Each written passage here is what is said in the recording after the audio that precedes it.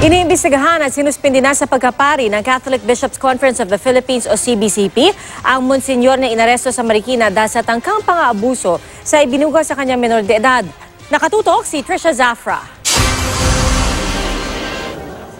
Suspendido na sa pagkapari si Monsenyor Arnel Lagarejos ng Taytay Rizal Parish matapos umanong makipagtransaksyon sa 16 anyos na bugaw para makipagtalik sa 13 anyos na babae. Nakakulong ang pari sa Marikina City Jail matapos mahuli sa entrapment operation. Hindi pa rin siya nagbibigay ng kanyang panig. Nasa pangangalaga naman ng DSWD ang mga nasangkot na menor de edad.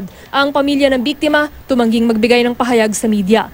Habang nag-iimbestiga ang pulisya sa reklamong human trafficking laban sa pari, mag-iimbestiga na rin ang Catholic Bishops' Conference of the Philippines. Ang kaso, hawak ni Archbishop Emeritus Oscar Cruz. Kapag ang simbahan nakita na talagang mayroong pagkakamali at saka talagang dapat parusahan yung pari, pinapadala sa Roma. Ang parusa ng simbahan yung pagkapari mo, pagka-estadong pari mo ay alisin sa iyo.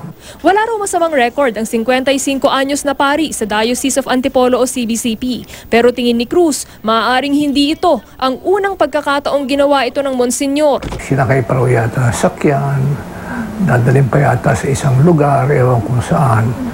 Parang sanay na. Pero hindi pa ako nagpapasya. Kaisipan ko lamang yun. Ayoko namang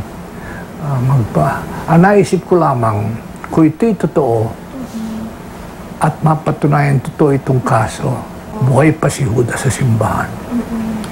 Nakakahiya. Aabangan daw bukas ng Marikina Police ang desisyon ng piskalya kung sasampahan ng kaso sa korte ang pari at kung pwede ba itong magpiyansa. Pero sabi ng CBCP, kahit makapagpiyansa ang pari, bawal na muna siyang magmisa sa publiko hanggat may nakasampang kaso. Kahit hindi rin daw magsalita sila Lagarejos sa investigasyon ng simbahan, uusad pa rin ito basta may testigo.